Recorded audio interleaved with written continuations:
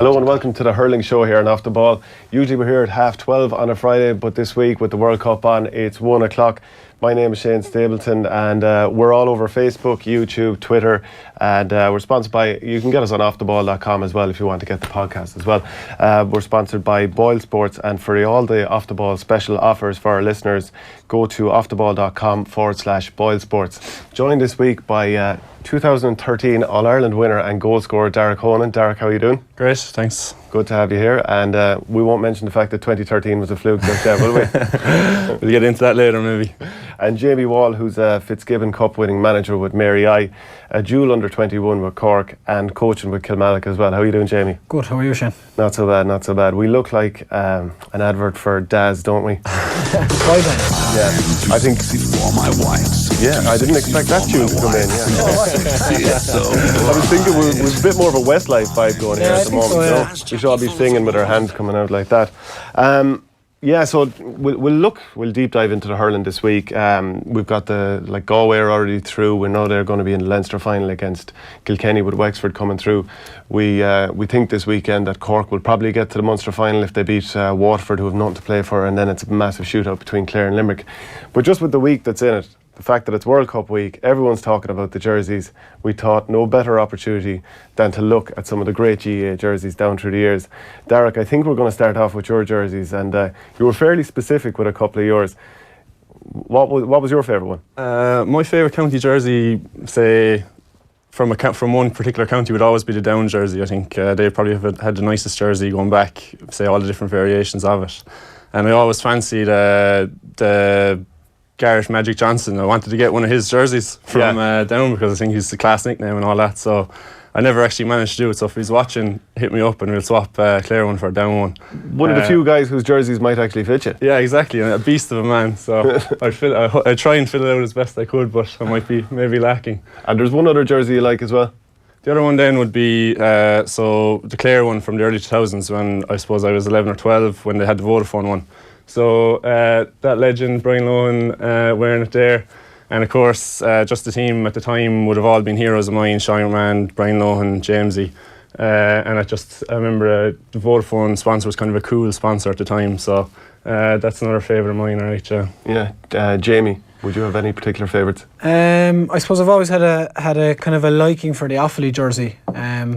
And obviously had a bit of a thing for me jerseys down through the years, kind of going back to my own kind of growing up, a small bit of a mongrel, a bit all over the place, kind of had a bit of a Meath upbringing and then brought down to Cork. But I actually, when I was younger, when I was about 7 or 8 years of age and I wasn't long in Cork, I went with my dad to watch him playing soccer, which was probably a very unentertaining day's work. But he was actually playing against John O'Driscoll, who played football for Cork, and John went rooting in the back of his car and pulled out a little present for the 7-year-old who was unimpressed. I'll whip that out there for the close-up. Yeah, I'll let you do the close-up. Let's have a look at this. For the 7-year-old who was unimpressed by the standard of soccer, but came away with a nice memento, and kind of before 23 was a thing, John O'Driscoll was wearing it for Cork, but and a tight fit jersey to boot, so don't start Juno. Cork, but no interest in it. That's I suppose this is probably my personal favourite jersey, just because of the story that kind of goes with it, so it's just kind of that personal touch to it. We got a few images of other classic jerseys from down through the years. We'll get them up on screen just there now. I'm not sure which one is going to come up first, so hopefully I actually recognise it when it does come up here. Lads, don't leave me hanging. Let's get these jerseys up. Yeah, well, look, it's Cork again. It's the classic Barry's tee. It's Sean O'Gahal. Classic. It's hard to beat that one. Let's cycle through them again. Let's keep these going. Yeah, Leash. The old SO Ultron. Hard to beat that as well. What about that one? Like that one as well, yeah. Leash, not particularly the most fashionable county at the moment, but you'd have to say that jersey was cutting edge at the time. What do we have next?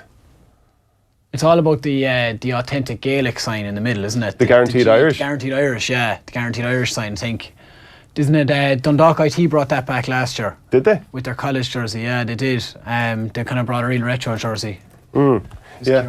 Yeah, well, the Limerick, the classic one from the mid-90s. It's hard to beat that Kieran Carey there. Yeah. Would you have fancied that even from the Cork side of the border, Darach, for you? Surely, as a Clare man, you were hating memories it. of '96, that point he scored, which was painful. You'd But nice jersey, in fairness. So I like the just understated plain jerseys. That's what you're looking for, really. Let's see what we have next now. Lads, the absolute classic, the Tipperary Finches jersey. You can't beat that. Even you have to admit that that's probably number one on the list so far. It's not bad. I was kind of brought up a small bit on the Killinan end because my dad's a Tipperary man, so I actually would have always had a thing for the Tipperary jerseys. I always had one growing up. Every year we'd go up to a match and we'd stop into the kind of museum shop there, just on your way up to the square, and kind of that was my day out. I'd get a Tip jersey out of my day out, so I'd come home supporting Tip and drive the mother insane for a couple of hours, and so I was kind of had a thing for the Finches jerseys, and for was it Enfer then was the next one. Yeah, Enfer was in there, and then Skoda came in afterwards. Yeah, and so I actually played at half time in a game one time. It was Wexford were playing Tip, and it was a primary school thing, and you either had to represent Wexford or Tip, and myself and John Conlon were both playing. One was going to play for one team, one was going to play for the other, and I remember I got my father to request that I would be on the Wexford team so that I wouldn't end up with a Tip jersey. Why do you hate Tip so much? But going back to years, you know how it is. But unfortunately, I did wind up with the Tip jersey. John got the Wexford one. There was an image that just came up there. There's Richie Stapleton back in, I think that was 1987 when the famine was ended. He's from my own town, Borrisalee, as well. And the glorious cut across the eye as well. Looks glorious, you have to. I was actually going to say, when that came up on the screen, that was a real bolter. No, I hadn't even seen that before. I think that's a serious jersey. Yeah, I wouldn't mind to see a modern version of that. The Waterford one, I think this was the height of the Waterford jersey. The flash of red with the Opley essence up the middle. Ken McGrath, obviously, is going to look well on him, lads. A great team too, yeah. Yeah. I think that might be all the images that I prepared for the show, but we got plenty in from our viewers as well. And if people want to send them in, please do. We'll happily throw them up on screen, or tell us why we were right or why we were wrong. But overall, I'd have to say that Tipperary Finches jersey in 2001, it's hard to beat. You're always going to lean that way, aren't you? I was. Lads, if we can get the images of what our viewers have sent us in anyway, and we had a huge amount of responses here, both from my own Coola club mates who are a couple of Kilkenny lads in there. And so you have a couple of lads from everywhere there, don't you? Huh? You have a couple of lads from everywhere there, don't you? We do, yeah. And actually, speaking of you and lads from everywhere, you've told us that you find it difficult to actually nail down who you support at times. I suppose, yeah. I was chatting to you about it and you were a small bit surprised, but I suppose from a long way out, like, I suppose I've even got into it at the start there, saying, originally grew up in Meath and then moved to Cork, and my dad's from Tip and two grandparents from Kerry, so I'm a small bit all over the place anyway to begin with. But I suppose growing up, obviously, look, I supported Cork growing up, and that was a big thing growing up. And I suppose when you're a small boy, they're your heroes, and that's that's it. And I suppose then I would have gone to college in Limerick in Mary, and all of a sudden you get to know lads, and you become friends with guys who are playing for Tip, or you're playing for different counties. And obviously Podge Collins is a first cousin of mine as well. He'd have been playing for Clare. So like, I suppose like 2013 was my first year really with Mary playing hurling at a good level, and we played in the Fitzgibbon Cup, and we had a bit of aggro at UCC and a bit of kind of going on and stuff, and and obviously they were massively backboned by the Cork lads. And so I suppose later that year, I was looking at Limerick playing, and having become good friends with Declan Hannon from playing with him, and then Podge, who's been one of my friends since I was born, like we've been the same age growing up, and he's my first cousin playing for Clare, and then they're playing against Cork, and I kind of just thought, just like, these are friends of mine, or this is one of my best friends since I'm a child. How am I going to support him against somebody who really my only connection is geography? So it kind of became the start of a disconnect, I suppose, for me and the whole county scene. Now, I really enjoy the county games. I go to all of them, but I suppose, and even more so now, being involved with Mary and lads, like you said, lads from everywhere. I just counting through the Munster Championship alone, like, I would have gone to college and hurled with Brian O'Halloran from Waterford. I've hurled with Colm Galvin and John Conlon, Darach Curry from Clare, Keane Lynch, Richie English, Dara Donovan from Limerick, and especially like Aaron Gillan, I suppose, last year. Then from a coaching point of view, would have coached a lot of these guys, and especially Aaron will say, who was kind of like almost like our breakout child, will say, last year, and you do feel a sense of, I wouldn't say ownership is probably the wrong word, but certainly a sense of, that same sense that guys in a club would feel when one of their own makes it through, and that sense of pride in them. And I suppose, so when I watch Aaron playing against Cork, I just want Aaron to do well, and it supersedes any real county loyalty I have, because I suppose, look,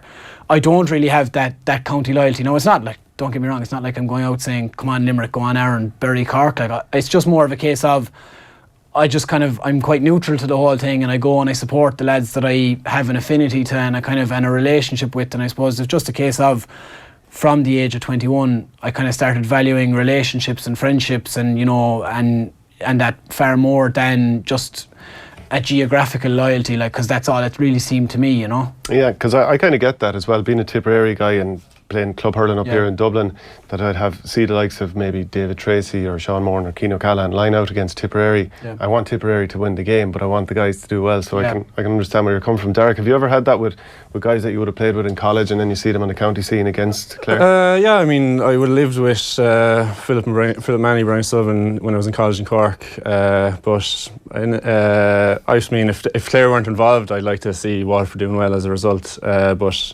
I wouldn't be quite as torn as you, maybe, Jamie. Well, I suppose a part of it too is you were always playing. You were playing nearly with, since you were 19 and on the under 21s in 2009. You were always playing on the Clare teams. I suppose for me, as well, when you get that bit older, you find yourself. I think a lot of club players might, be able to kind of empathise with this kind of disconnect as well. You find yourself a lot more interested in the teams you're involved in, and a small bit less interested in the team that the county team, when you're at that age, when you're playing yourself, and really you just you're like, for me at 21, I was kind of like, look, I'm more interested in the club and the college, and if I'm not in the county setup, then it's not that I'm bitter and want them to lose, but by the same token, I'm looking at guys thinking, maybe I might fancy myself there, and there's kind of just a small bit of a disconnect, Yeah.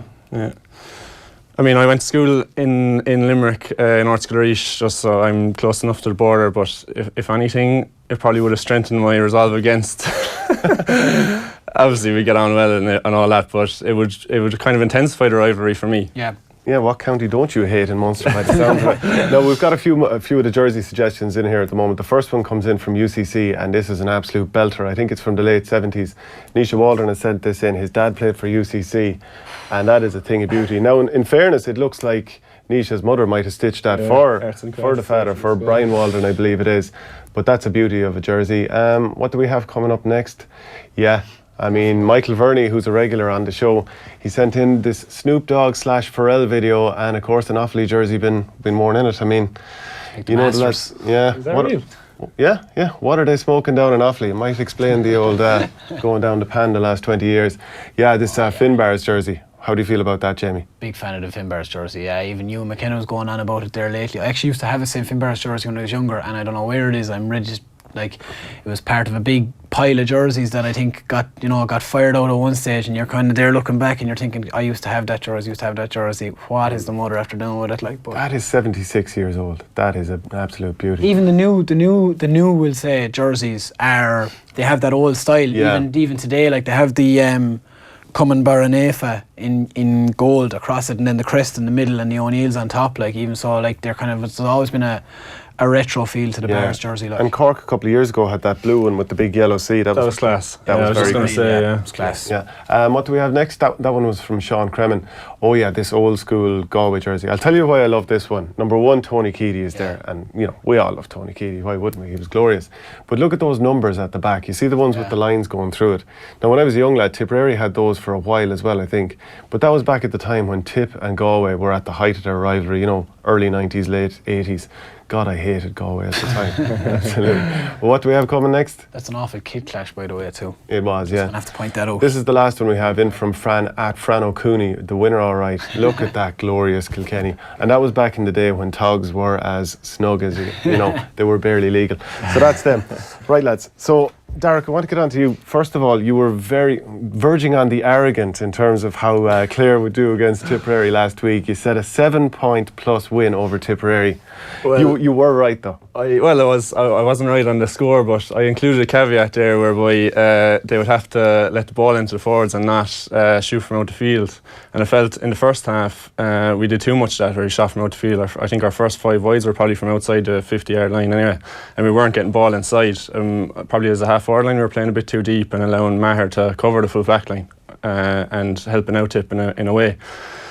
But yeah, I said as soon as we did start in the second half, Tip tired. The reason I was saying that really was because like Cork had Tip on the rack, and Waterford should have put Tip away as well. And I felt the fourth week in a row, Clare should be able to beat them, and I was fairly confident in it. And also I heard, like, I think it was you were tweeting or someone else was tweeting about the confidence that was in Tip, and I was thinking, hold on a second, what are they confident for? I said that we have nothing to be confident about. Well, some Clare guy said that we are confident, and I said no, we're not. Well, it worked on me. It got me riled up anyway. So yeah, so I was just thinking, like, Clare should have been confident going into the game, and they should have been expecting to win it. And I mean, because of all the varying factors that were contributing to it. One thing that I thought was very interesting is Clare, it was one of the joint bosses, I can't remember if it was Jerry O'Connor or Donald Maloney, but beforehand he spoke passionately on the TV about some of the tragedies that happened in Clare recently. You know, Jack Keneally and Shane Maloney both drowned tragically, and Michael Fogarty was in a car crash and died around Crusheen.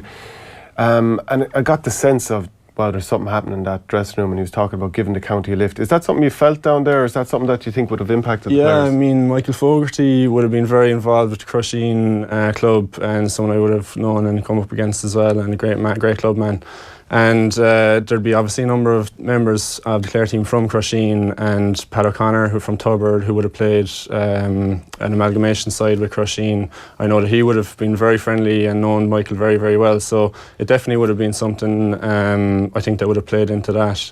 And they kind of played on that emotion. I think that it was you could see an outbreak of emotion after the game from a lot of the players, and maybe that did contribute to it. Yeah, and well, just going back to matters on the field, like as a Tipperary guy, I have to shoot straight. I mean, it was a culmination of many of the factors that have frustrated me all year: not protecting the full back line, chopping and changing the team, long ball after long ball, guys out of position like Cathal Barrett. Midfield really doesn't suit him. Tipper crying out for cornerbacks and fullbacks, and you've got probably one of the best in the country, and he's playing out of position.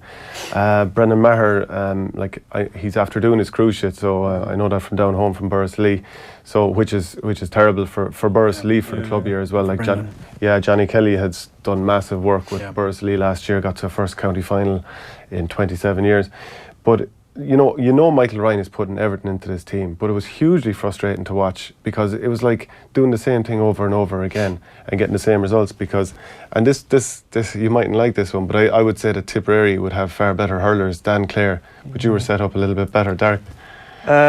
Before the year, I actually did think the Tip would have a right shout in the All-Ireland, but it felt then, as they were playing through the league, they didn't really settle on a team, and I was thinking, okay, maybe because of the way the Munster Championship is changed now this year, you have 4 games that they'll settle on a team. But even in the fourth game, I didn't think they did, and I just certainly agree with you on the point of Cathal Barrett. Like, their weakness was in the full back line, like, if it was me, I would have put Cathal Barrett back there and maybe Padraig Maher back there and take Ronan Maher out of midfield and play him in the half back line. I think that would strengthen things up. They were probably hurt by the fact that Michael Breen was injured as well, because he would give them an option at midfield. Or fullback. Yeah. Just to keep you happy. Yeah, and Jamie, you have a picture here that we took an image here that we're going to put up on screen showing how Tipperary were attacking. And this, do you want to explain this? Yeah, I suppose. Look, I sat down to think a lot about Tipperary, and so I suppose one thing that definitely stood out, even from early on in the league, particularly in the league final, was their use of the ball. It was really just un-Tip-like. Well, what was happening here? What happened here is that Pádraig's after taking a shot from his own 65, and initially when he took it, I was actually taking it down a notepad to say, here we go again, here's another example of Tip's use of the ball. But when I actually saw, like, a look inside, that's Jason Ford just out a shot off to the right there, or off to the left. But like, other than that, there is literally nobody inside the 45. There's no kind of semblance of a plan. There's no look in terms of, it's very easy for us, and look, Pádraig does have to put his hand up in terms of his use of the ball hasn't been brilliant in the last 6 months, and Tip in general would have to put their hand up. But like, if you're looking at that and you're the half back looking in saying, what am I going to do? And hit a congested half forward line of 4 players literally ran across it, and Jason's after making a run out to the sideline. There's no, and I think that has to come from. It has to come from, a coaching point of view and a kind of a management point of view. It's something we're going to talk about Limerick in a while, and they set up very deliberately to avoid an image like that ever really appearing on the screen, And like I said, it's very easy for us to lambaste Pádraig in terms of the way he uses the ball for that. But if you look up and that's what you see, then a shot probably, unfortunately, is your best option. A shot that was never on. I think it dropped into Donald Tuohy's hand. I think we have one other image as well that we're going to put up here, and I'm after forgetting what it is. So, yeah, well, here's an example of Tipperary's defence. And my problem the whole year is that they're not protecting the full back line. So this is in the second half, and like as a full back there, it's a 2v2 by the 21 and 14. You see Podge Collins, there's arrows coming out of him. He can go left or right, go wherever he wants as well. And like, if you're a Clare guy and you've got all that space to pin a ball into, if you're a Clare forward and you've all that space to run into, Darach, you'd expect to be going to town if you won a ball out around midfield or half back with Clare, wouldn't you? Yeah, absolutely. And I think with John inside now, it gives a real target for Clare to hit that ball in to the square. And like, how do Tip stop that happening? I mean, it's great for Clare and all that, but like, that should not be happening if you're an inter-county team, should it?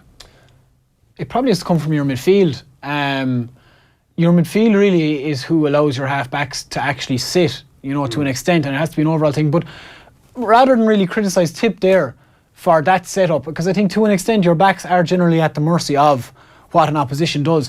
What I would be saying is, why aren't Tip's forwards setting up in a similar manner? You can see a very deliberate, and that's quite like the setup that Limerick have. And you have a very deliberate two inside, you've one at the top, and you've a centre forward. You probably have two wing forwards, so that are very deep for Clare there. In Tip's it's half. Very in Tip's half, and it's very similar to the way Limerick set up. Actually, we'll look at in a while. But I would say what that highlights more so than Tip's own inadequacies at the back, it really highlights the fact that Clare actually have a plan in terms of, like, you have two big circles there. I always say, like, with a team when you're coming out, what are our balls? Have we got 3 balls? Have we got 3 out balls? Have we got 3 options? And option 1 is X, option 2 is Y, and option 3 is Z. And Clare clearly have that. Like you said, you've got 3 circles there. You've one either side of the goal for your two lads inside, and you've got one right or left of kind of half forward line for a Podge, a Linkman, a Podge, a Cian Lynch, a Tony Kelly, whoever it's going to be. And I just think that's something that Tip really kind of, they're really lost this year for some reason. They lost their way, I think. They're trying to play, I call it, they're trying to play Kilkenny ball. Like the noughties, Kilkenny kind of just win your own ball. But they were trying to play it without Martin Comerford, Henry Shefflin, Owen Larkin. Like, everyone thinks, Kilkenny didn't do tactics, they just used the ball. There was a tactic to that. They had 3 half forwards who were absolute pigs, who could win their own ball and who could use it accordingly. You've seen since, like, Brian Cody isn't a dinosaur. Like, Brian Cody has seen since, okay, we now have to cut our cloth to fit our measure with this new group, and Kilkenny used the ball, all of a sudden they used the ball completely differently. Yeah, shorter ball. It's a shorter ball because that's what they have, whereas in the noughties they had that, that luxury, and they said this is the best way to get it out of ourselves. I think every county kind of has a style. Cork at their best in the noughties had a running style. They used it, and they're kind of gone back to that a small bit this year. They haven't strung a 60-minute, 70-minute performance together, but they have a definite idea of what we want to do with the ball. You talk about Johnny Kelly with Boris. Like, I watched Boris twice last year in the county championship. They had a very deliberate way they wanted to use the ball, and even it just comes back to, like, if you want to go into football, like how the Donegal hand passing style evolved. Like McGuinness talked about it last year. The reason it's such a hand passing style and short ball is because they're playing most of their games in gale force conditions out by the coast of Donegal, so you can't kick the ball 40-50 yards. It's just that evolution of styles, and I just think Tip kind of lost their way with that. And Michael Ryan has been backed by the county board, so it'll be interesting to see if he, because I do feel at times he's got Barcelona's player Stickman inside and he's playing a bit like Stoke City, and I said that a few times. But James O'Connor spoke to Joe Malloy earlier in the week and talking about how getting to the league final might have affected their run in the championship. Michael Ryan probably flagged this, well ahead of the championship. With obviously Tip committing to playing club championship matches, in April. Clare didn't play any championship matches in April. Now I know the guys played maybe league games with their club, but it's not the same thing. And particularly players from dual clubs, and Tip, were in the league final. Clare were out at the quarter-final stage and had probably a couple of weeks, inactivity there when the lads were able to take a couple of weeks off. Tip went all the way to the final, and I definitely think, in hindsight, if Michael Ryan had it over again, okay, maybe the club thing was out of his control, but was it in Tip's interest, to go to the league final? And then I suppose to lose in the manner they did to Kilkenny was probably a big setback as well. But also, Cathal Barrett wasn't right for the first match. Callanan was just back, didn't start. Brendan Maher didn't start. Bonner didn't start. We only saw Barrett, and certainly he gave them energy and an infusion of it at the last the last couple of matches when he came on and started yesterday. So, like, it wasn't as if he ever, I think, had his maybe strongest team in the field. And even yesterday, he lost Dan McCormick early on. Brendan Maher, went off when Clare got the goal. I mean, and he ran, 66 whatever minutes were in, Joe. He made a 50-metre run as flat and as hard as he could go to try to intercept Podge and hurt himself. And they lost him for the crucial 5 minutes as well. So it wasn't Tip's year. And I think, Peter Duggan, the free count yesterday was probably on the high side. They never really had a settled full back line. Pádraig Maher again was in the edge of the square late on John Conlon. And still, Joe, as you said, they were the width of a post away from, having probably an opportunity to maybe rest for, 2 or 3 weeks and get the energy levels back up. And then they're a ferociously dangerous team, coming into the quarterfinals. But they're the margins. And as Tommy said, I mean, the intensity levels in all the games has been incredible. And it's been an absolute treat for hurling supporters and hurling people. And people are energised by it. People want to go to these matches now. When, Clare and Limerick is sold out already. Yeah, so just moving on, Darach, you had to retire from hurling 2 years ago. You were told that you might need a hip replacement within 2 years because the cartilage was gone and you obviously couldn't push it any harder. Can you tell us where you're at with your hips at this stage? So I when I announced my retirement at the end of 17, I think it was on Off the Wall actually, I was chatting about it, and I got a message then from a crowd called Medica Stem Cells in Cork on Instagram off the back of it, and they were just saying to come down and to try it out. So the problem I had was basically the cartilage in my hip had degenerated quite a lot, so I was looking arthritis of the hip.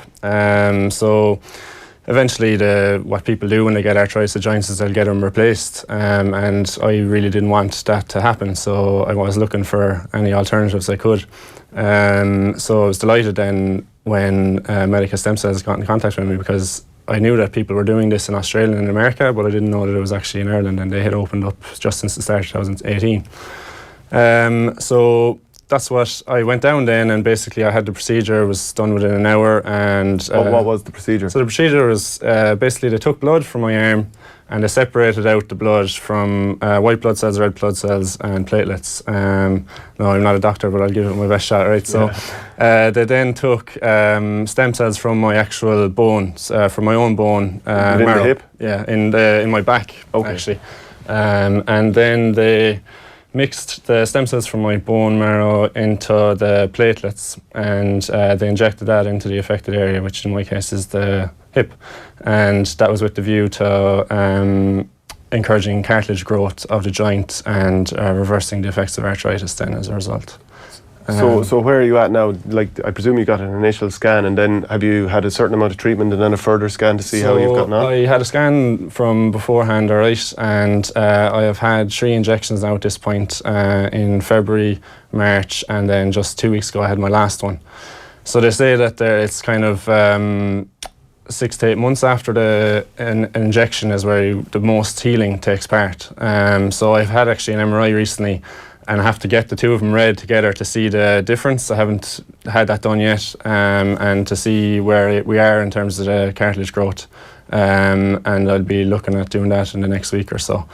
And so far, have you gotten any sort of an early prognosis that, yes, this is having a positive effect on your hip, it might actually improve where you're at? Well, I'm noticing that, I suppose, myself. So I'm combining that treatment with physical therapy and with mobility training as well. And I've seen definitely an improvement since I started the treatment. And I'm hoping that it'll continue that way, and that I'll be able to avoid, I suppose, replacements. Ultimate is the main thing, and then all going well, maybe I can go back playing at some stage as well. And is that the thing? I presume it's been a really frustrating couple of years for you not being able to hurl, because that probably be your identity, for most of your life. That's what you do. Yeah, it was fairly devastating getting the news, to be honest, at the first time when I had to retire, because I loved playing hurling and I loved everything about it.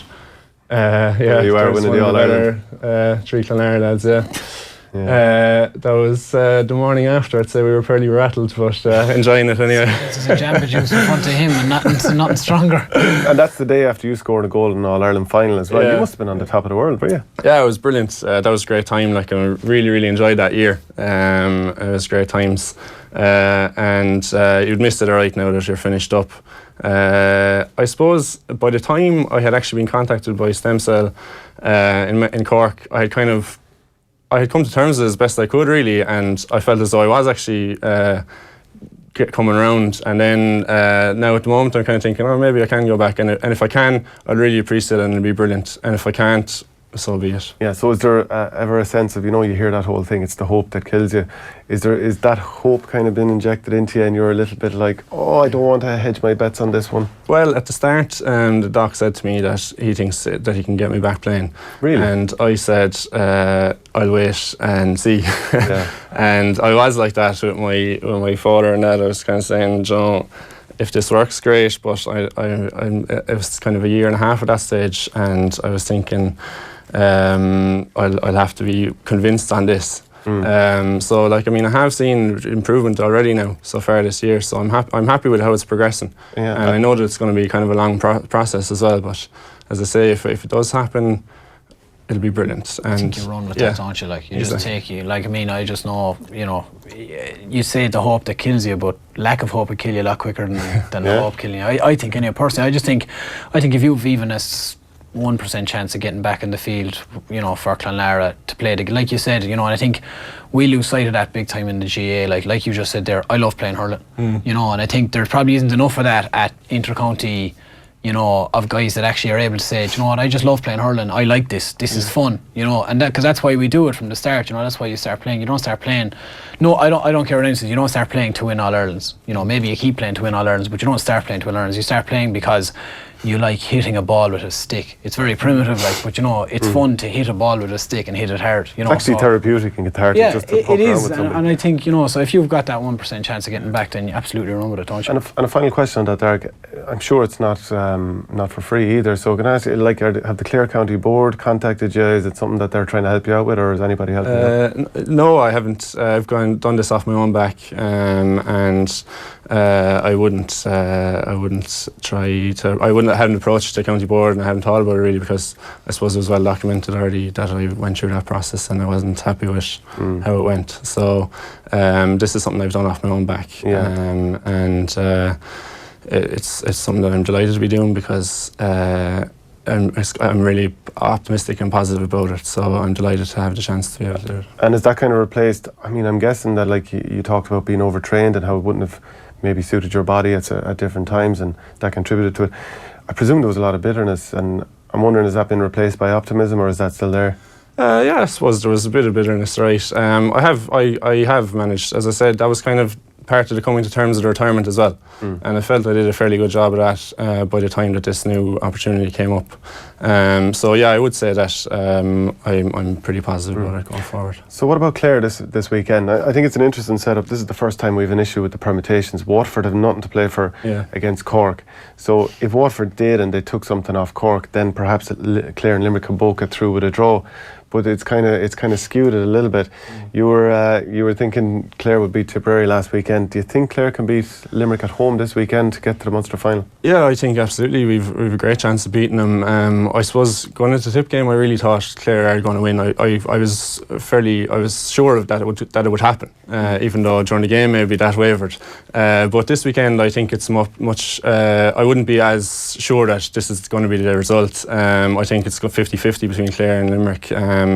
And even as you say there, the Munster Championship has been brilliant so far with the new system, and this is the first week. But at the same time, the Clare Limerick game is going to be a huge game this weekend, and it's sold out within an hour or so of the Tip game, and you'll see. I think it'll be a brilliant game. I suppose a Munster semi-final. So I would be confident. All right, but Limerick, I'm sure, are confident as well. It's funny. I'd probably be a bit more bullish this week than last week if I was you, just in terms of the Cusack Park factor. I know, look, from personal experience, I think it's a horrible place to go if you're anyone except Clare. I know the lads love it. The Cratloe lads that I'd be friendly with and stuff, they'd talk about it like it's the Burnabout or something. But I used to hate it. I just always hated it because it's this tight kind of, the crowd is in on top of you, and it just feels like the pitch is actually much bigger than it feels like when you're on it. But it does. I would say the Cusack Park factor. I'm going to wax lyrical about Limerick in a minute and how impressed I was with them.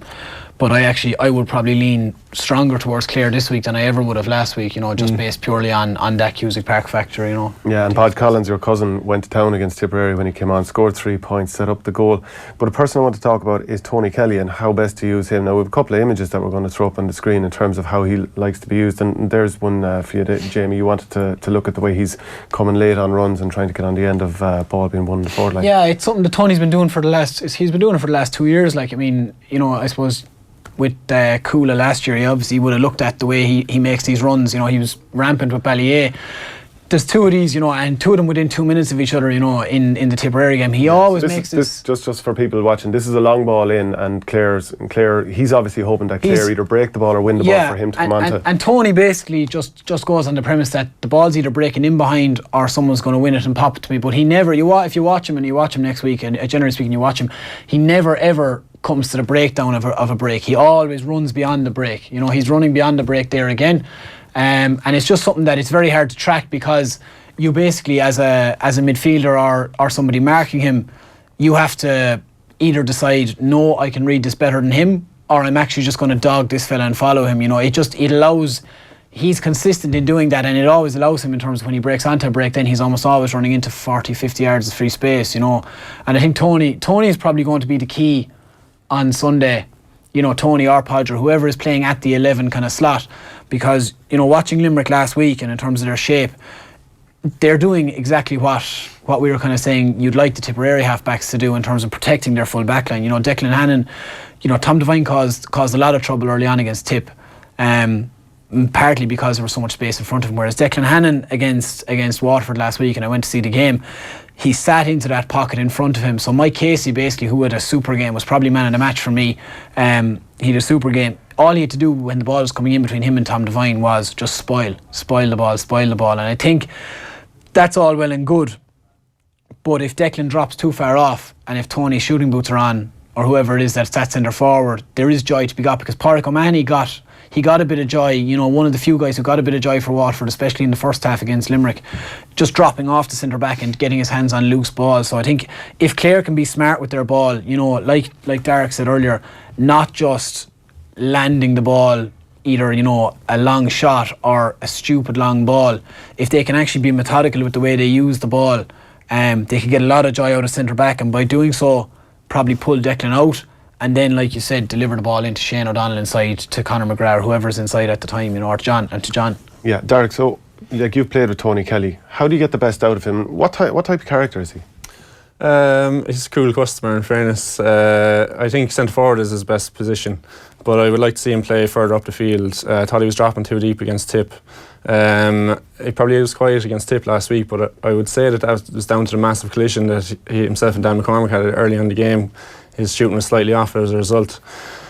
That was a great shot of him there, running off the ball. That's what I think he needs to do all the time. And he should be playing, like, O'Donnell looks to pass it to him if there's ever a chance of getting it to him. So that's why I like to see him playing further up the field and running off the full forward line as much as he can.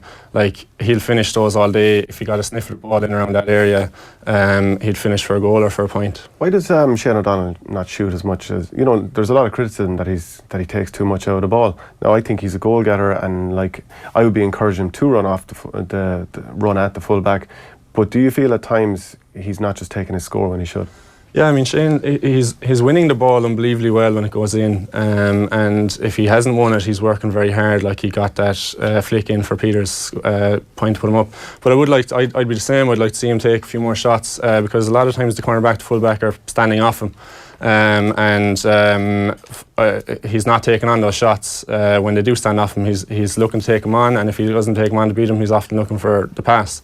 He's well able to score them, I presume. So, I mean, I would like to see him take those shots on himself. Maybe it's a confidence thing, I don't know what it is. Okay, let's put the neck on the line, lads here. Darach, who's going to win? I'll stick with Clare, yeah. I'm going to say Clare as well. Yeah, and for all the off-the-ball special offers for our listeners and watchers ahead of the weekend's GAA, head over to offtheball.com/boilsport to get them. Waterford against Cork then. It's a bit of a dead rubber, but I think a lot of us feel like this could be the swan song for Derek McGrath, and he definitely won't want to go out with a whimper. They were pretty much robbed against Tipperary because of a poor decision. I wouldn't actually say, I wouldn't criticise the umpire too much. He got it wrong. it was really bad. It had huge consequences, but I'm not going to hammer the guy forever over it. But do you think that they'll want to send Darach out on a high here? Well, I'm certainly not going to speak for Darach and say that he's going out on a high or that he's going out. For a start, I think, there is no reason why he won't be there next year, other than if he makes the decision himself that he has. He said that. Has he said that he's going? I don't think he's fully confirmed this. I think we're all kind of, inferring. Are we putting words in his mouth? Like a little bit, yeah. Okay, well, I wouldn't be in the habit of doing that, I suppose, of speaking for anyone. But look, if he is going out, I think obviously they will want to send him off on a good note. Personally, if I was a Waterford fan, I would hope that he doesn't go. I think they've been desperately unlucky this year. I think, look, obviously not having a home game has impacted massively on them. That would, for me, be a problem of their own making in terms of at board level over the last 20, 30 years, and not having their house in order there. But it's something that the players and management have actually suffered for. But obviously, look, not even just Darach, because I think, look, I'm not going to speak for Darach and say whether he's going or he's not. But I think more important than Darach, I think, it's Brick Walsh's day breaking a record. And 74 championship games as an outfielder as well. He's overtaking Brendan Cummins, but Brendan was a goalie. And I was reading on the GAA website last night, he's actually made all 74 of them consecutively, which is even more incredible, which is insane. He's played centre forward for Waterford, he's played midfield, he's played in the half-backs himself. Full-back even against Limerick in 2011. Is it himself, Tommy Walsh and Ken McGrath are the only three players that have an all-star in the backs, forwards and midfield. Well, Brick definitely does anyway. The three of them are the only three. So he's been an incredible servant for Waterford, and does deserve, I think he deserves, whether it's going to be his last year, and he deserves his day marked, in a proper way and with a performance. And I think people are talking about this, that it's a dead rubber and Waterford have nothing to play for. In the sense, Cork are through, and you saw the elation in Clare in terms of making that top three now is such a big deal that it has kind of diluted the final, importance. So to an extent, Cork, it will be a tough game for Cork to get to the pitch of, potentially. And I think a game like that, Waterford have the potential to cut loose. The shackles are off. They're not going to be bound by anything. You can actually relax, and actually, like we're saying, you can actually just go and hurl. So I wouldn't be writing this game off as a foregone conclusion at all at the outset. Darach, how do you see it going? I probably would write it off. I think that Cork will beat them. I expect that Darach probably will leave at the end of this year. And obviously he's done a great job over the last few years, but I would have liked to see them kick on from the sweeper as well, and play six up top and have a go at teams more often. But he's done a brilliant job getting them where, and I know that the Waterford lads have massive time for him, so he will be a loss to them going forward.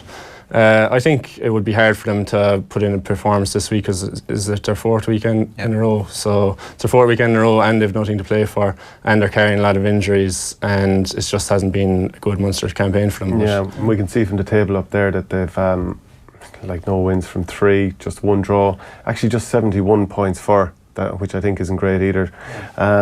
One thing I'd have to beat Cork, would Clare and Limerick be in the final then? It depends on the result there. Yeah, I'd have to. You'll have to catch me on the hop there. I'm not sure the full permutations there. But one thing I would say about Cork is they were 9 points up in Tipperary. They were ahead against Limerick with a man advantage as well. Are Cork a little bit? Do they have a soft underbelly? I wouldn't go that far now, Ger. Well, what would you go so far and say? Ger.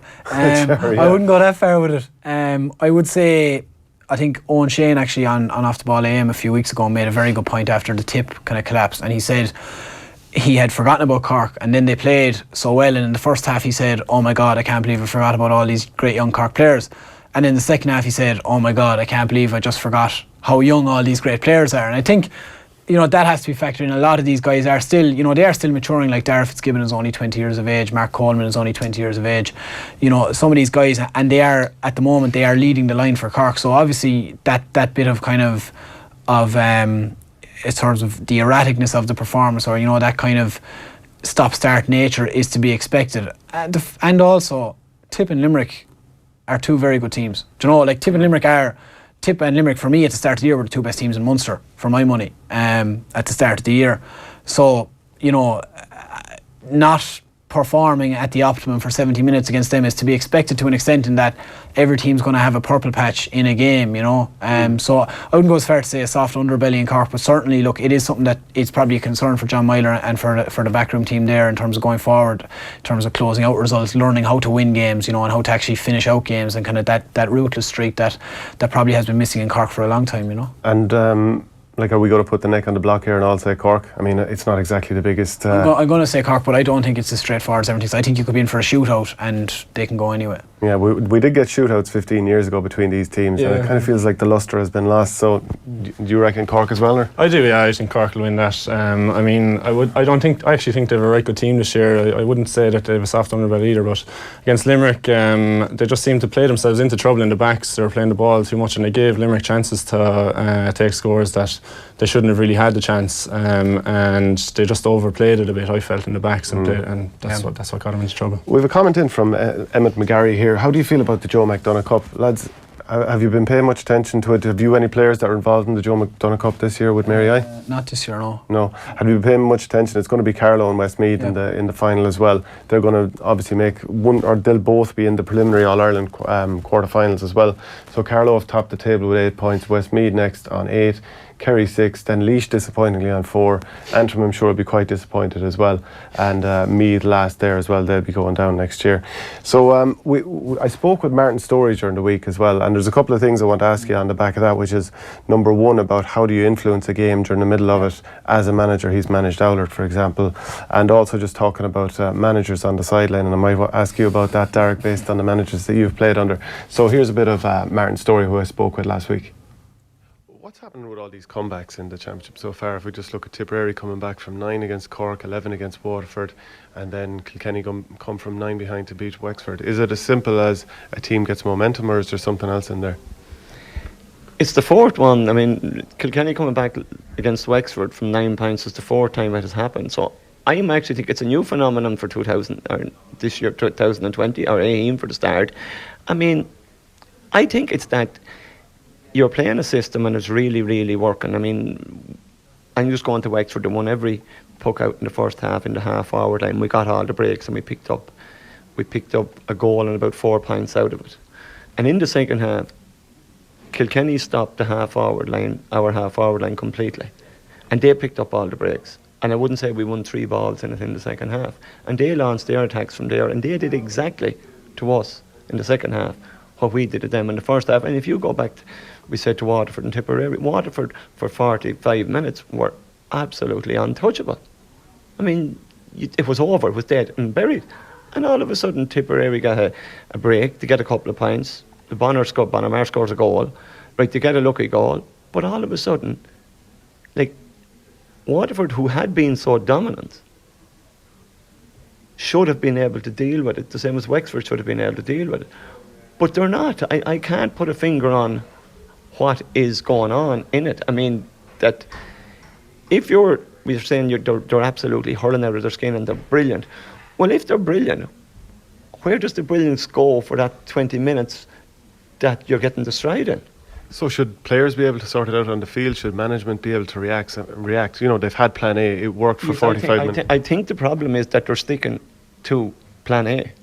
Whereas Brian Cody's making 3 changes at half time, yes. Other managers aren't. Yeah, well, Brian Cody knew when he went into the dressing room that I don't do something, we're beaten. And he did something. And it worked, like. And it worked well. I mean, the subs scored, I think, 3 or 4 points between them for a start. I mean, Joey Holland got a point coming on the full back line. And Pádraig Walsh was possibly even a full back when he got his point. I know he moved out. He was at full back when he got his point. But they took a chance. They went for something. They went for broke, like. And it worked. I mean, I can't figure how that a player can't use his own imagination out there now. I mean, it's a system, and the players have to play within that system. Even if it's not working, you still have to play within it. And I think that's where the instinctiveness has gone out of it. Well, like, I mean, that is the thing about Wexford. The system has possibly brought the team on, but you know, within that, you've got brilliant players, Lee Chin, Conor MacDonald, Rory O'Connor, and as the game is going on, these guys aren't influencing the game. And then there's the free-taking factor as well, and you know, like Sean Murphy's done really well as a sweeper as well, but then as the game went on, does it need to be changed around and move away from the sweeper? Well, I think it has to be changed. I honestly believe it has to be changed because you become predictable. And when you come predictable, the other team will read you. And then you get caught. And I think that's what's after happening with Wexford, but I think it happened with Cork twice, and it happened with Waterford. That the management from the opposite side say, right, well, this is what they're doing, this is what they're doing, this is what they're doing.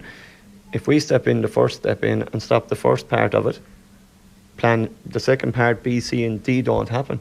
Because you've interrupted and you're gone, and now you have them on the back foot and they mightn't be ready for it. And I think, just going back to last night with Wexford and Kilkenny, I mean, they crowded the half-back line for the second half, and they absolutely went stone mad for every breaking ball Kilkenny did. Whereas we were getting them in the first half. Kilkenny made sure that wasn't happening, and they cut out our supply and they cut out our threat, like. You've been a manager like with Aulert Tabala and others, I presume, as well. How tough is it during the middle of a game, during the middle of a second half where it's fraught, for you to actually make an impact from the sideline? It's very, very difficult to make an impact from the sideline if you have a set system. But when you don't have a set system, you actually can, because you can shout at the lads, right, we'll go man to man for the next 5 minutes. So your job is to stop your direct opponent. So if every man stops his direct opponent, their dominance is gone. Do you know what I mean? But when you're playing systems and sweepers and 7 backs and 3 midfielders, you can't get the word to everybody to go man to man, because now you could have the 24 player or the 20 players in one corner of the field, because that's the way they're setting up now to have their runs and make their runs. And I mean, we've brought an awful lot maybe of rugby style coming off the shoulder, a different angle and stuff into hurling, like, and holding it up and getting in, and a fella making a run and picking it up. Like, we've got, that's fine if it works, but when that's not working and you can't get the ball to that person, that is your finisher, now you're in trouble. Would you like to have hurled in both this Leinster round robin series, and also you were a centre forward, and I suppose that would have been more of a traditional player area back in the day. Would you like to be hurling in this team and in this Leinster round robin? I'd love to be hurling in the round robin. I think it's what players want. And I mean, I think you get great momentum if you get a win in it. And I mean, Galway have sort of proven that, like, you know what I mean, that you just keep going with and you don't get tired. You only get tired when you're losing and you come up with excuses. But I mean, I don't know if I'd enjoy the modern hurling because of, I mean, there's rucks in hurling now. And I mean, I looked last night and the ball was thrown in the start of the second half, and I think there could have been 18 players, 16 to 18 players for one ball. Well, we were always told there's only one ball and only one person can get it. So if you have any more than 6 lads in it, you're blocking up the chances for everybody else. So we were always told keep the space. So I mean, it's tactical now. It's gone really, really tactical. I mean, I don't know if a player from my generation would survive in the modern game because of our thought process. I mean, we were taught the first thing you do is you bully your direct opponent into submission. That was literally what you were told. Like, you know, when you got on top, then you hurl well and you bring everybody else into the game. But it was about man to man, and everyone win their own individual battle. Well, it's not about individual battles now. It's about tactical and systems and keeping key players out of the game. I mean, we did a great job last night, would you say, of keeping Walter Walsh out of the game. But the threats come from somewhere else then, and that's the sign of a good team that will adapt and change. So from a neutral's point of view, I don't see Wexford being able to launch an All-Ireland challenge this year for a couple of reasons. I think you mightn't have the depth of quality required, especially compared with Galway. And secondly, you've had 5 different free takers this year. I think it cost you against Kilkenny when you could have interrupted their flow, you know, having come back from 9 points down. I think those 2 factors might hold you back. Absolutely. I mean, we're building on the strength and depth, definitely building on it. And I mean, you can only pick what you have available to you. And I mean, I think Davy has the best of what's there in with him. So that's that end of it. And totally agree with you about a free taker. We have chopped and changed too many times. And I mean, if Rory O'Connor is going to be the free taker, leave him on him, let him make his mistakes, but let him get through his mistakes and let him work himself out of it. But I think once you change a free taker, you destroy that player's confidence. And the next time he's stepping up, missing it is in his head rather than scoring it is in his head.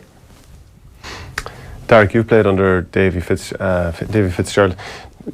Applying this answer to how Wexford are playing right now and the fact that they have a sweeper for most of their games, most of the time, did you ever feel with Clare that you could have moved away from the sweeper and evolved the game plan? Did it hold you back from, kicking on from winning that All-Ireland in 2013?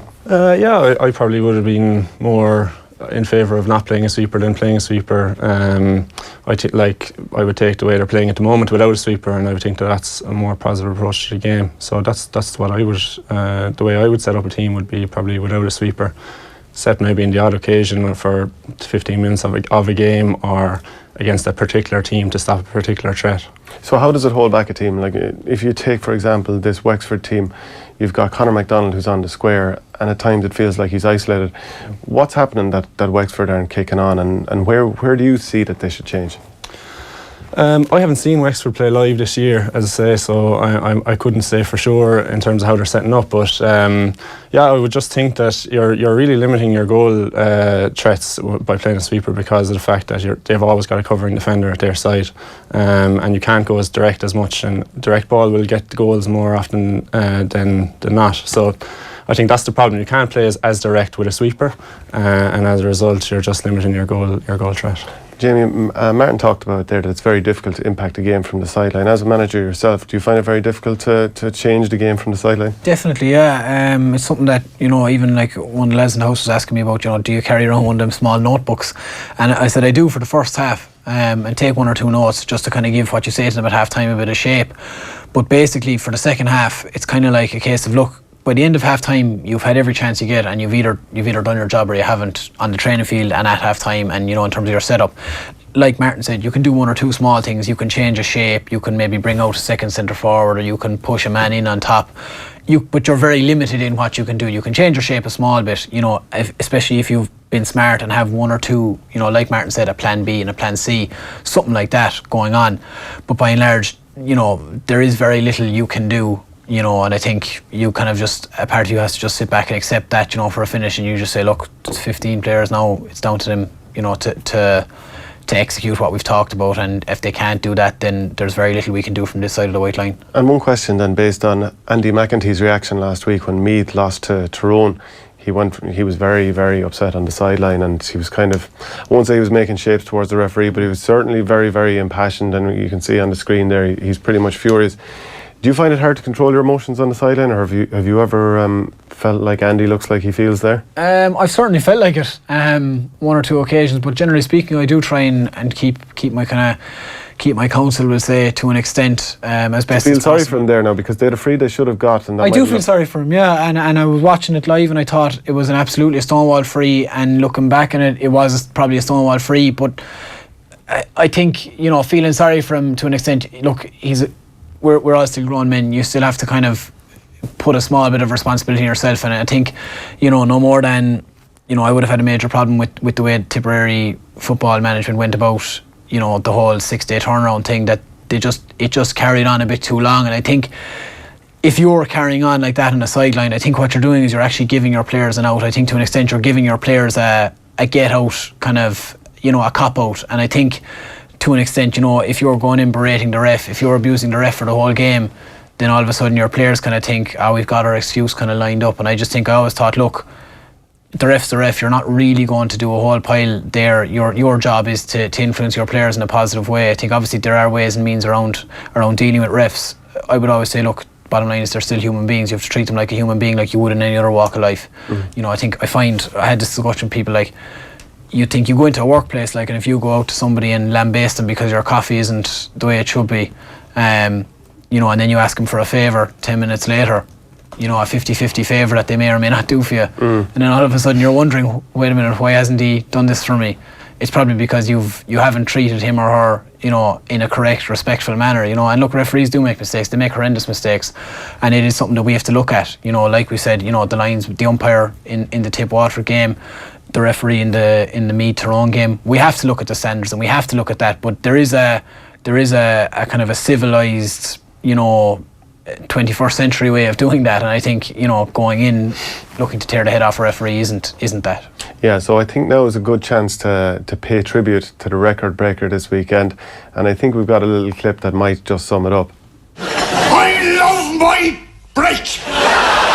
Michael Brick Walsh is going to have his 74th appearance for Waterford this weekend. But it brings me to a poll that I threw up this week, which is like Brick is playing at wing back at the moment. And it made me think, one of my friends got on to me and he said, you have to put up a poll. Who was the better wing back, Tommy Walsh or JJ Delaney? Lads, who do you think it was, Darach? Have you played against them directly? I don't think so. I think maybe Tommy. I'm not sure. I actually voted on your poll, Shane. I voted for Tommy, and I suppose it would have been a tougher question for me to answer if you said who was the better back, because JJ was so good at full back as well. But just think at wing back, Tommy was unbelievable. He was imperious, and like that team probably had 5 or 6 of the best ever 15 hurlers, I would say. Yeah. And I would include JJ and Tommy in that 5 or 6. We'll get the poll up on the screen there as well now in a second. But Jamie, who would you call it? Yeah, well, look, I find it hard to separate his overall performance. So he went back. He went back full back to do a job for the team. You know, for me, if he was left at wing back, I think he's just far and away. I think he's the greatest defender ever. And whether you put him 2 to 6, I don't care where you put him. For me, I'm a big JJ man. Under high ball, Darach? I'm team JJ. Under high ball. You're 6'7". Yeah, I mean, there was no mug in the air. No fairness. They were both unbelievable in the air. It'd be hard. You'd like to see them contested against each other, maybe. Yeah, and I'd imagine they have at club level a few times. I'd say Tommy's played in all sorts of positions. JJ replied to the poll as well. Tommy's not on Twitter unless he's under a fake name. But an egg. Huh? A little egg. Yeah. Profile page. JJ said there's no need for the poll. Tommy, now, and I don't have to have it verbatim, but he basically said Tommy's not just the best wing back, but the best hurler ever. Where do you think he ranks in that sort of scale? Up with the best ever? I'm a Henry Shefflin man. Are you? I'm a Henry Actually, a lot of people are talking about Henry versus TJ Reid at the moment. Who's better at their absolute best, Darach? Henry. I would say Henry, yeah. Yeah? I'd say Henry. TJ's a bit to do yet to get there, but he's probably the best. There's no shame in that, like. Yeah. Now, there's the poll. So, all things considered, who's the better wing back? There was 1,378 votes, which I thought was nuts, and 69% for Tommy Walsh. 20 or 31% for JJ Delaney. So, and it kind of stayed pretty much steady at that the whole time. I think a lot of 2 to 1, same as the studio, I suppose. Yeah, I think it's pretty much kind of Tommy's all action style. Yeah, JJ was so steady, and just fantastic players, both of them. So we actually spoke to Austin Gleeson. I spoke to him a couple of weeks ago, and I just asked him his thoughts on Brick. So we'll bring it back to the Brick and the love in for that man. You were among a batch of young fellas that came on the Waterford scene a couple of years ago, and obviously Derek did a big changeover of the panel.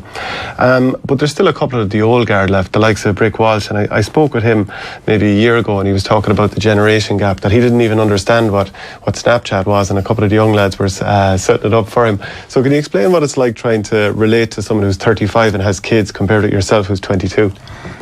He might say he don't know what Snapchat is, but he knows what Snapchat is, that fella. Brick is the most down-to-earth, humble man you'll ever meet in your life. He'll never ever come across any way different. He's an absolute gentleman. On the field he can be a bit of a Mickey man, but off the field he's an absolute gentleman. Anything you ask him, he's 100% behind you and he'll help you in any way possible. I stayed with him a couple of times when we went away for training nights or stuff like that, and used to be myself, himself and Shane Bennett, like, so 2 younger lads with, as we used to call him, granddad on the team, like, so it was it was good crack in the house. And I remember passing a comment one night just messing, like, and he was on about we'll go in creeping around town, like, and stuff like this, totally wind the 2 of us up, like, and we were like, hey, come on, we'll go in in your car. And he's a big massive family kind of a car, like. Right. I was like, yeah, no bother, we get all the women and all this kind of stuff messing, like, and it was just great crack, like. He's proper banter, like, when he wants to be as well, like. And it's great that he stayed around for another season.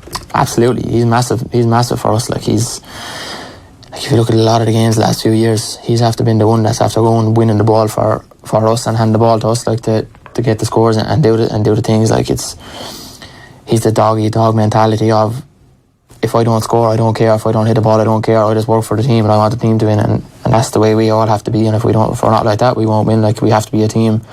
And if we had 15 Michael Welches on the team, I guarantee you, Waterford wouldn't have been waiting that long for an All-Ireland. I can guarantee you that, like. Yeah, Brick sounds like a bit of a character. We have a couple of replies to the poll actually as well, going to come up on the screen. Dan Holden, JJ is the GOAT, the greatest of all time. Tommy more spectacular, but JJ better marker and never had a bad game. That's the first comment, which is Probably fair enough. Nisha Waldron, who commented earlier, it's like when Joey was asked in Friends to pick between food or sex. Any comment on that one, lads? Yeah, we've another comment coming as well, I'd say. Donald Murphy with the final comment. Tommy, possibly the best hurler of the last 20 years, could pick him anywhere in the field and he would be outstanding. We had a comment in as well on YouTube as well from Keith Scanlon Unreal, who says, great analysis on the show, lads. Best of luck, Darach, on the recovery up the banner. And we had a couple of jersey texts as well based on the top of the show. David Sheehan said on Twitter, I was always amused by the almost nationwide on the Shaw's Limerick shirt. What constitutes almost? And fair comment. And Emmett Doherty on Twitter said, from Kilrossenty GAA, borrowed a Kerry County team jersey there when Kerry had the different colours, blue and white, I think, and now Kerry are famous in the green of gold in Kilrossenty. So there you go. So just before we finish up, you just want to have a quick word on Limerick and the way that they're going to attack this year. Yeah, I suppose, look, the big thing, I suppose, it's a big thing with all Páirc and Cork teams, and I think it's something that in the GAA we're really moving towards, is this kind of cult of coach model rather than cult of manager. This kind of comes with, you know, the greater access we have to what's going on in inter-county teams. You know, you see Stephen Poacher, Paddy Talley, Rory Gallagher, you know, it's that greater exposure. But I think the way Limerick use the ball has been really interesting all year, you know, and I suppose they have kind of, for me, they've found that balance between, like Darach saying about direct ball and the Cork kind of, you know, where it's small bit overdone at times in terms of using the ball. And I think if you look at them, like if we're looking at Limerick coming out from the back, their inside backs never ever hit the ball longer than midfield. It's always just literally, it's just a short kind of ball to the half back line or midfield. But what's interesting is, you know, and we talked about Paddy Maher earlier in terms of his delivery and, you know, the space. Limerick almost always set up like this inside. So if you look at it, it's almost always Graham Mulcahy or Seamus Flanagan here. The other one is generally here, and then you have, it was Aaron Gillan, but now it's a toss up between Aaron Gillan and Shane Downing. Who would you pick? Because you coach. I'm coaching Aaron next year, so I'm saying Aaron. Okay. I don't know, that is the truth. You know, Shane was outstanding last week as well, so really that's John Kiley's problem. Thankfully, it's not mine. But you know, one of Graham or Seamus Flanagan, and they always rotate it, goes roaming right and left, and I think that was particularly against Tip. You saw was a huge problem because Seamus Flanagan used to go out here, and he'd leave the two cornerbacks then inside with Graham Mull and Aaron Gillan at the time, and there was no cover, you know. But the interesting thing about them, by comparison to Tip, where at one stage you had this going on and there's no threat, they always have a threat in here. They almost always have one strong threat and one between Seamus or Graham, who's more mobile, and then the other is dropping out into midfield and getting on the ball. And I think that has really been the key to their success. You know, Kyle Hayes drops off here to get on ball, Tom Morrissey goes way back to get on ball, and Gerard Hagerty always makes his runs from deep. So they create that amount of space, and I think that's key to the sense that they work the ball up, like you're saying. So it's not a complete direct ball like Diarmuid O'Sullivan from the edge of his 30-yard box, where it takes too long to get there. They work it up to this midfield area to Keane Lynch, to one of their half forwards, somebody, and then it's a ball, and that's a quick ball because it's quick, because from the minute it leaves the stick it gets there in 2 seconds rather than 3 seconds. So a man marking him has literally got, probably Graham or Seamus is out here, and all of a sudden you're looking at this going on in front of you. And I think that is something that particularly Waterford last week, without the sweeper, really struggled to get to grips with. Tipperary struggled to get to grips with it, and I think it's just having that discipline of maintaining a threat in by the goal that gives you that option. It keeps the defence honest, you know, and I think it's something that Limerick have done really well. You know, like I said, they work the ball up to where they want to be in that short style, and then they don't overcook it. Then when they get around here, they deliver, you know, and it's just something that it's been very interesting in terms of the way they set up inside. And Paul Kinnerk has worked with Clare, with you as well, and Clare will be very aware of that. Do you think Clare will be able to counteract that? Yeah, I mean, they're going to have a real test, as Jamie's points out there, in the full back line. Clare's full back line so far, I think the championship has been quite good. I thought Pat O'Connor was excellent last day.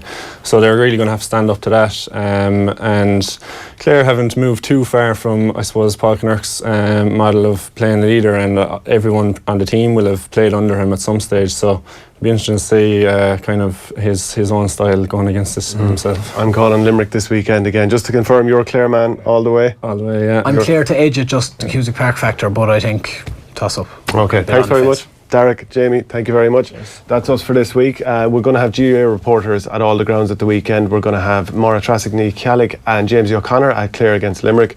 We're going to have Oisin Langan and Daithí Regan at Waterford, Cork in Stapleton Stadium. And we're going to have Ray Silk and Ross Lindsay at Galway Roscommon 4 o'clock on Sunday. You can tune into Off the Ball tonight from 7 p.m. for more analysis. We'll be back here again next Friday.